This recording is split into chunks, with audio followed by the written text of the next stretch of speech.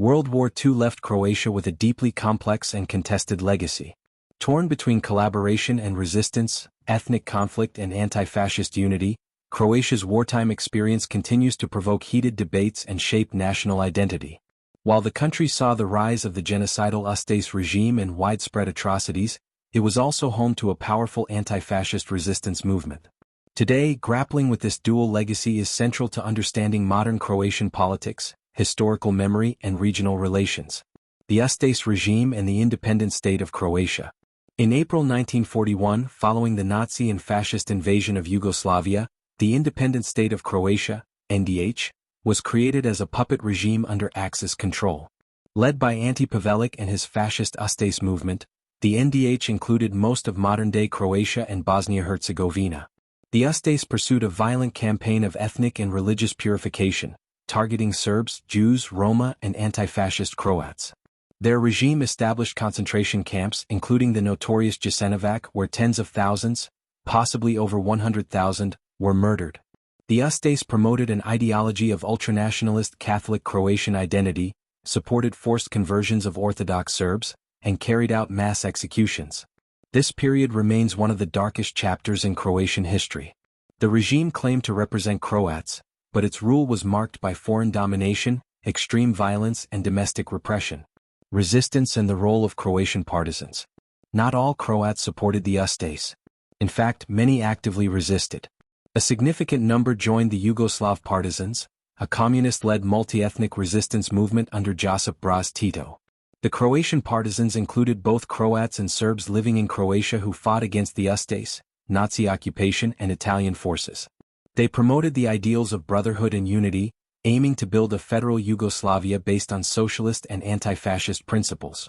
Croatian resistance fighters were key in battles such as the liberation of Dalmatia and Zagreb, major operations like the Neretva and Sutjeska offensives, the formation of Zavno, the political representation of anti-fascist Croatia. By the end of the war in 1945, the partisans had liberated Yugoslavia with limited outside assistance, and Croatia became a founding republic of the Socialist Federal Republic of Yugoslavia. Post-war silence and official narratives.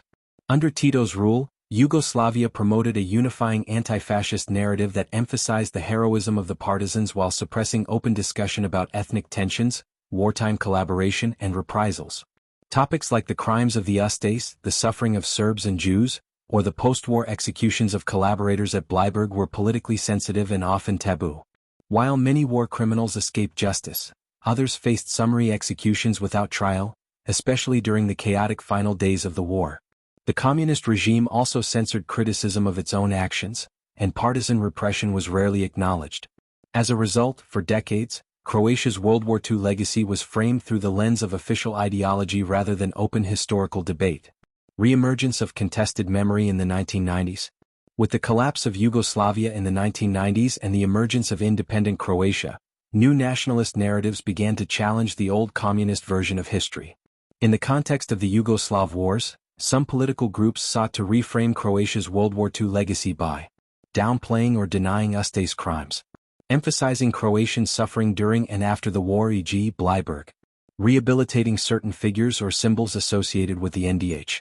The Ustaše salute, fascist slogans like Za dom spremni, for the homeland, ready, and references to the NDH occasionally resurfaced in political discourse, sports events and extremist circles, sparking domestic and international condemnation. At the same time, anti-fascist monuments were neglected or destroyed, and some partisan veterans were marginalized in the new political climate. Modern debates and historical reckoning.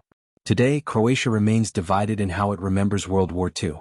Many historians and civil society groups emphasize the importance of acknowledging both the crimes of the Ustaše and the contributions of the partisans. Others focus on Croatian victimhood, especially regarding Bleiburg and the fate of Croats who suffered under post-war communist reprisals.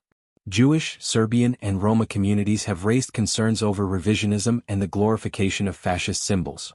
In recent years, governments have taken mixed approaches. Some leaders have condemned fascism and reaffirmed Croatia's anti-fascist heritage, while others have been accused of tolerating revisionist narratives for political gain. Institutions like the Jasenovac Memorial Site and annual commemorations keep the memory of victims alive, but these events are sometimes marred by controversy and conflicting messages. Conclusion. A legacy still unsettled. Croatia's experience in World War II was one of deep tragedy, heroic resistance, and unresolved trauma. The country witnessed both mass collaboration with fascism and remarkable acts of resistance and solidarity. Its legacy remains complex, shaped by ideology, politics, and the long shadow of war. Reckoning with this history requires honesty, nuance, and empathy. It means honoring the victims of genocide, recognizing the sacrifices of the anti-fascist fighters, and confronting the uncomfortable truths about collaboration and repression.